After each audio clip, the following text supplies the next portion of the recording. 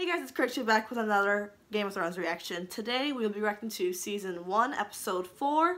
And once again, I have seen Game of Thrones before, so I am rewatching to pick up on more character arcs and storylines. So do not watch this if you're not all the way through, because I do reference seasons of the future, since we're on Season 1 right now. So with that warning, and just gotta address this really quick, I'm cold, so I grabbed like a Ned Stark-ish kind of furry blanket, and it's warm as hell, so I am ready to go. Let's get into this episode. Ah, yes. The three-eyed raven begins. When I first watched this, I was like, what the hell does this shit mean, you know? Because I've also never read the books. Probably should do that. But yeah, I was confused, to say the least. Saddle, even a cripple can ride. I'm not a cripple. Then I'm not a dwarf.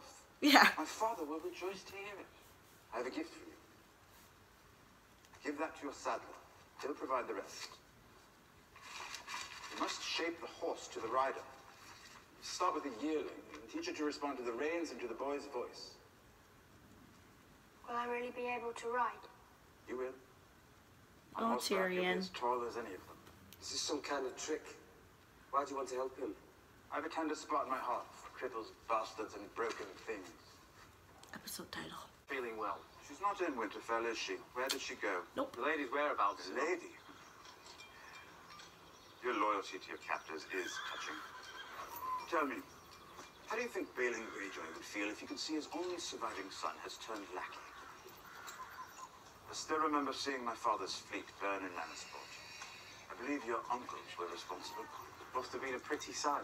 Nothing prettier than watching See, you didn't catch that the first time I watched it, because I was like, yes. okay, Great just said uncle. Oh, we meet that guy, don't we? Outnumbered 10 to 1. A stupid rebellion then. Yep, stupid. Suppose your father realized that when your brothers died in battle. Now Alistair can suck my dick. I don't have a dick, but my imaginary dick. Hate him so much. But we all know there is more to his hatred of Jon. No. And I will talk about it when the episode's not going, because I don't want to miss anything.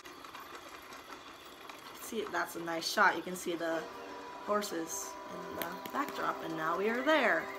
Great shot sequence right there. It's the little things. It's the little landscape shots like this that makes everything so beautiful. Why is Rag?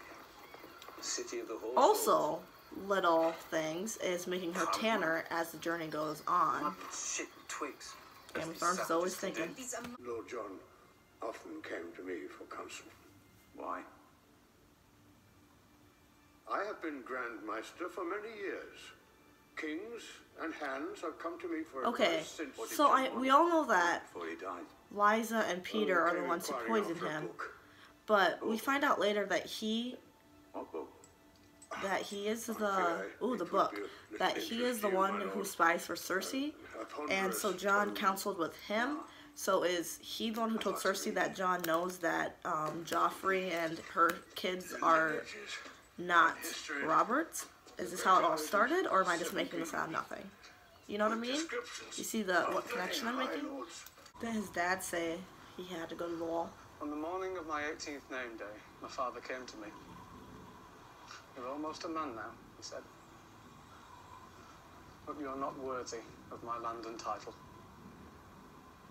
Tomorrow, you're going to take the black, forsake all claim to your inheritance, and start north. If you do not, he said, then we'll have a hunt. And somewhere in these woods, your horse will stumble, and you'll be thrown from your saddle to die. Also, I'll tell your mother. Nothing would please me more.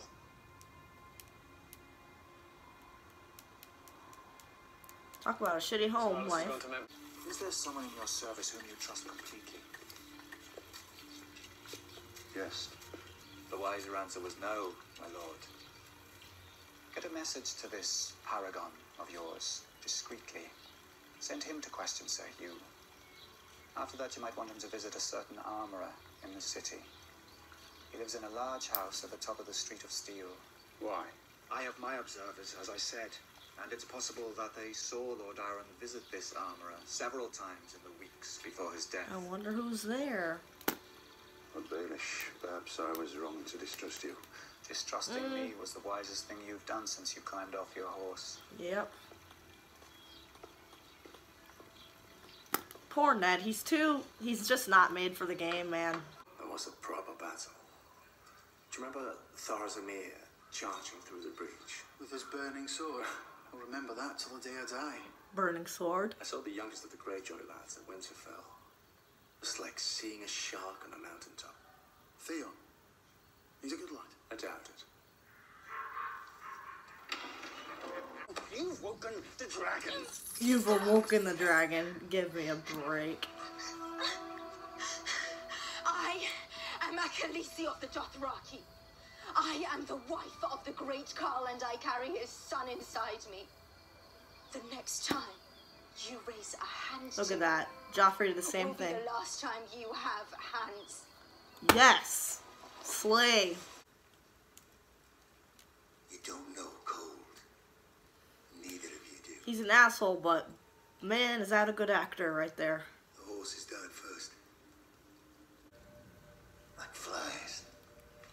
Like flies.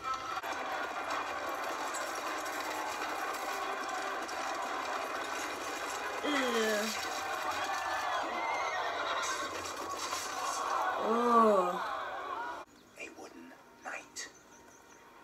Gregor never said a word. He just grabbed his brother by the scruff of his neck and shoved his face into the burning coals.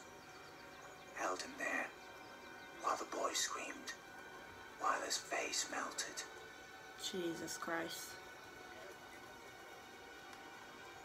There aren't very many people who know that story. The beginning of Littlefinger and Sansa, man. I promise. Your older brother was trained to lead and you were trained to follow. I was also trained to kill my enemies, Your Grace. Intense. As was I. Woo!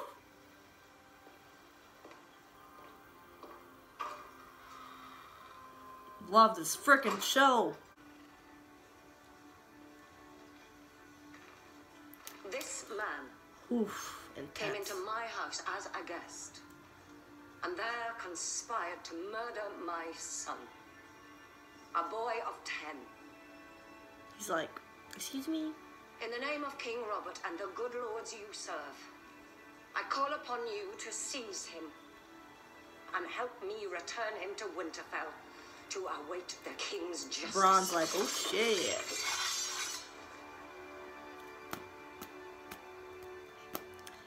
Damn. Okay, awesome episode. And you know I like to kind of put a label on each episode and what the purpose I find it was and what I mainly got from it. And like in the past there was like people who seem insignificant but they become something more. And I find that this episode is a lot of name and item drops that will come to fruition in further seasons. Now, my examples, why I got some. So, Burning Sword is casually talked about between Jaime and Ned's right-hand man. I never picked up on his name, I'm sorry. They're talking about the battle and how the one man ran in on with a burning sword. We all know that that comes into handy in season 7. I think that's the first time we see that. The Raven, we see the first sight of the three-eyed raven in Bran's dream. That obviously becomes a big part of it. We hear Tyrion mention Theon's uncle. That comes up. Yes, it does. The way that they casually just say these things makes you, like, when you first watch it, you're just like, oh, here's a dialogue and a conversation, but it comes up. Another one was when Gendry, there we go, Gendry was just talking to Ned, and he just kind of said, yeah, my mom, she has yellow hair and all this stuff, and, you know, obviously that is a big, big thing, because Ned was like, wonder where you got that black hair from then, bud. Robert. So that also was interesting. Littlefinger telling Ned the smartest thing you've done so far, or since you got off your horse, was to just trust me. And, you know, Ned's probably like, ooh, that was weird. But Ned is noble. Ned is truly there to do the best he can, and for, like, making the realm safer and more honest. But he does not know how to play the Game of Thrones at all, and that ultimately leads to his demise, as we all know. But yeah, because, you know, obviously the iconic scene where Littlefinger holds the knife to Ned and says, I warned you not to trust me. Like, there's just little things that Ned needed to be more wary of and more careful of, and he never did, and he ended up dead. Another thing talked about in this episode, we talked more about Jon's origin, and how Ned had never even said her name. He doesn't know whether she was a whore, whether she was a fisherman's wife, all this stuff. Once again, when I first watched this, I thought it was just part of his character crisis, the fact that he doesn't know who his mother was. But obviously, that becomes a whole another thing. We all know that. So that was another thing, and that was the last one I wrote down. But man, there was a lot of stuff in here that really they just casually mentioned, but it comes to be big plot points in the show, which I like that. Okay, so now let's start at the beginning of the episode. Obviously, already kind of mentioned it. We saw it opens with Bran's dream sequence of him seeing the three-eyed raven, and I kind of talked about it when in my reaction, how I was very confused the first time I saw this, but we obviously know that is the birth of Bran becoming the three-eyed raven, and how he obviously this came to fruition, I assume, like the loss of legs. He then gained the power of sight. That's what I think, how it kind of happened. I don't know if he was always meant to be the three-eyed raven, so if he was walking, he would still become the three-eyed raven. I just assume that now that he lost his legs, his senses heightened, and he was destined to become the three-eyed raven. That's what I think. Comment down below if that is not how that worked, because I'm not completely sure, and I'd love to know. Tyrion shows once again he is the warmest, the nicest of the Lannisters, the most compassionate, with Bran making Bran a saddle for his horse, and he drops obviously the title. You know, I have a soft spot in my heart for Cripples, Bastards, and Broken Things. So I feel like the only reason, which this is probably obvious to everyone, the main reason that Tyrion is so likable and is not a typical Lannister is because he has had to deal with a lot more hardships and heartache being a dwarf, and that is why he is more approachable, more connectable, is that even a word? And you know what I mean. So I believe that is why Tyrion is like this, and I just adored that scene of him giving Bran the saddle plans. Already talked about the uncle being name dropped. Alistair. So, I learned from someone in the comment section of a reaction video, I think it was Lucas's reaction. His channel is Birdman Productions. He does Game of Thrones reactions. He's on season 2 right now. Go check that out. Someone commented about Alistair Thorne, and there's reason to him being so cold and so mean to, I almost said Ned, to Jon. And it's not just for the show, it's because, oh god, I wish I could pull it up, but I could never be able to find that comment, about how Alistair was defeated by Ned and Robert in the rebellion, and that's why he has a disdain for Starks, and he especially has a disdain for Jon, because he is known to be, him and Arya are known to be the most, like Ned in their likeness. So he is bothered by that, and knowing that he is from the Stark household, I believe is what the comment was. Correct me if I'm wrong once again, but I like that there was more to Alistair and he wasn't just being a dick to be a dick for the show and to have an antagonist. There's a reason behind it in the lore. Detective Ned, that's what I wrote down. Detective Ned in this episode, man, he got the book, he went to go talk to Gendry, and he picked up on little drops like the yellow hair, and he's starting to piece together why Jon Arryn was doing what he was doing, and I think next episode is when he opens the book and realizes completely that Joffrey, Marcella, and Tommen, ooh, look at me, I'm awful with names, I can't believe I remember that, are not Robert's kids. Detective Ned, I love it, I love it so much. Let's see here, yeah, that's mostly what I wrote down. We got to meet Sam, we got his backstory about how his father is an asshole, but you know, his father is now ashes from a dragon, as we all know, so who cares about that guy anymore?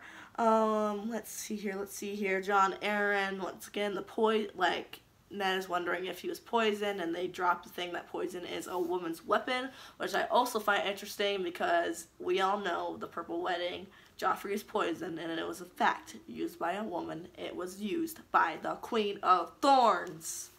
Love that lady. Love her. Let's see here. Arya and Ned had another cute scene. 2 peas in a pod. Love them. Jamie being a dick. He's such an asshole in these earlier seasons, man. Man, jeez. Speaking of, so you know how I just mentioned how Tyrion is more, not a typical Lannister because of his hardships? I feel like, and maybe I'm wrong, I'll have to wait until I see the episode, I feel like Jaime became more of not a dick after he got his hand cut off. Is that, I mean, and that makes sense because now, like, your life isn't perfect. You have something to work through, and it just grounds you when you're not perfect because that face is beautiful. Littlefinger, the end with the Hound in the Mountain story, love it so much. And that is the first time that Sansa meets, well, not the first time Sansa meets, but the first time she acknowledges Littlefinger because she didn't really recognize him because she was younger. And we all know that is a relationship that goes on for a while. And we also know that the Hound and Sansa have a connection because the Hound saves her ass multiple times, and he's not as bad as everyone makes him out to be. But yeah, really good episode.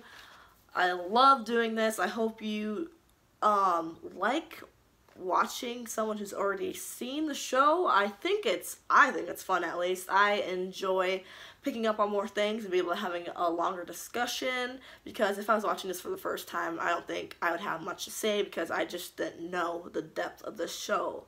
So I just enjoy being able to appreciate it a lot more now that I know more shots, what goes into directing, what goes into acting, what goes into story, and I just can appreciate it so much more, and I'm loving it so much more than I did the first time. So I am excited to continue this journey. Thank you so much for joining me, and with that being said, I will see you in the next video. Thank you so much for watching.